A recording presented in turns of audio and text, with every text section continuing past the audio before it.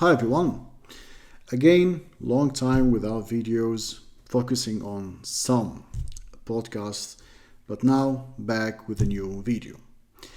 Those who watch my videos every time there is a new video, remember how many times I talked about intensive courses, how many times I criticized intensive courses, how many times I said that they are not only useless for students, but also when it comes to teachers, they are even dangerous. Today's video is not about intensive courses, but about the opposite of intensive courses. Now, some people might think that doing the opposite of intensive courses would be better, would bring some more benefits or information. Well, unfortunately, this is false. Doing the opposite of intensive courses is not better than intensive courses themselves. Now, why do I say that? Because, as I always mention, language schools and courses always come up with new ideas in their effort to satisfy more and more customers. And I say customers and I insist on this expression, customers. And sometimes they become too creative, more creative than needed.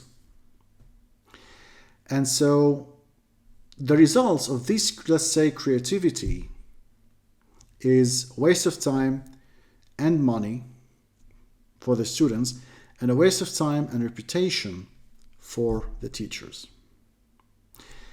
Today's video, as I said, is not only for the teachers but also for the students. Just some pieces of advice when you want to study the language, when you want to improve what you already have, to stay away from them or to stay away from such courses and try to find the right course for you. To begin with, let me show you a photo. Before I show you the photo, let me just explain or give some information about this photo. This photo is a screenshot of a schedule of one of the courses. Of course, I covered the name of the school, the name of the students, and even the place. So the only piece of information I left is the dates of the courses, which days and when the lesson starts, when it ends. Now, let's get to the photo and check. The first impression a person might get once he or she sees the photo is, well, it's good, it's great. First, the course starts in March, ends in July, which is good. Second, we are talking about a 90-minute lesson, which is perfect, because I said many times before that the best option for those who want to study the language, any language, is to focus on the 90 minutes lesson, to avoid lessons that last for more than 2 hours. But the thing is, here we've got two big issues. Issue number one. If we look at the calendar, we can see that the 20th of March is the last lesson in March. And then the next lesson is in April, on the 10th of April. So we're talking about 2 weeks of holidays. And then 17th, 24th, and then the 8th of May. Again, we have 1 full week of holidays, no lessons. Next, we have 2 lessons in May, only 2 lessons in May, and then straight to June. And then continues till the 10th of July. So first, there are a lot of pauses. There are a lot of weeks off. Second, This course is only once a week. We are talking about once a week. So this is the second disaster, I might say. A lot of pauses and once a week. Now, let me ask this question. If you ever try to learn a language, you live in a place and you want to study a foreign language. You know that you are speaking this language once a week for 90 minutes. And then when the 90 minutes are over, you pack your things and go home, or go to the street, or to the restaurant, or to work, where you are back to the language you already know. And then the same thing happens. What you learn in 90 minutes, first, you are not practicing it outside. Second, most people would simply find a couple of minutes at the weekend to do the homework. And third, you end up with no information because everything you learned is gone. Now, if intensive courses teach you a thing or two, such courses teach you nothing. Because at the end of such courses, you go back to the very same point you started at. You start with zero knowledge, or let's say, okay, forget about zero knowledge. You start with an A1.1 level. At the end of the course, you are still A1.1 level. Why? Because you didn't have enough time to learn new information. You didn't have enough time to practice such information. You didn't have enough time to review and then practice either by writing or by speaking or by any other mean.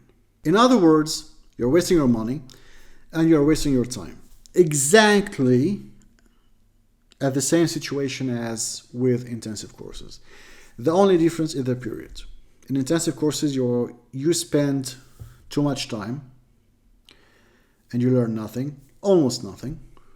But with such short courses, it's not about almost.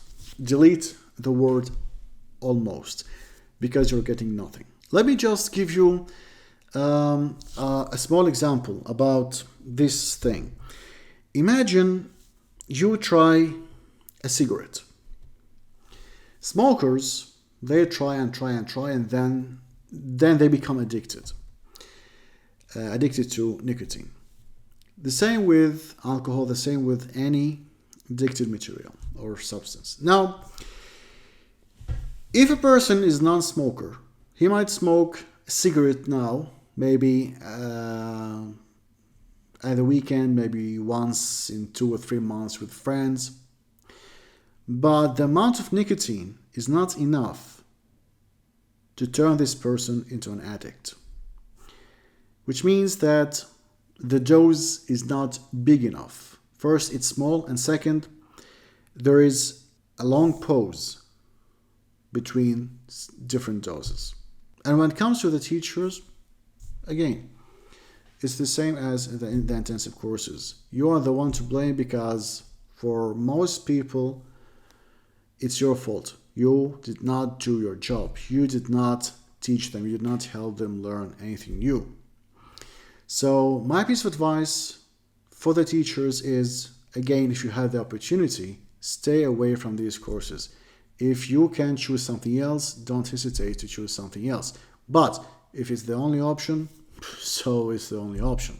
And for the students, and usually I don't give too much advice for the students, but such courses, as I said, you will be wasting your time, you'll be wasting your money, you will end up at the same point you started with. So my piece of advice for you, if you're looking for something useful, if you're looking for something to invest your time and your money, choose a course which lasts for, let's say, 90 minutes to 2 hours maximum, twice a week. Anything more, anything less is not worth your time, it's not worth your money, it's not worth your effort. And I know it for sure because a lot of students, again, the same as in intensive courses, a lot of students, when they end up with no new information or with too little new information, they blame, or they tend to blame themselves. They either blame the teacher or they blame themselves. But actually, if we're telling the truth here, the problem is neither the teacher nor the students. The problem is the system itself. The problem is that they are turning education into business. The problem is that education is like walking or going to the supermarket to buy the grocery or to buy what you need for the house, and then you have a variety of options.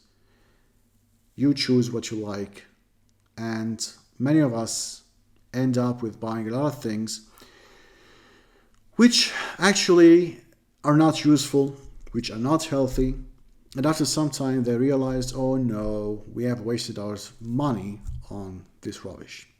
So my piece of advice, again, for both the teachers and the students, guys, if you really want to invest in your education, in learning new languages, never touch or never get close to neither the intensive courses nor the opposite of intensive courses. And so that's what I want to say in my video. For teachers, if you have ever experienced a course like that or some courses like that, share your experience, share your stories. If you're a student, if you think that what I said was something useful, or even if you believe that such courses are good, don't hesitate to share your ideas in the comment section. Thank you very much for watching, and see you later.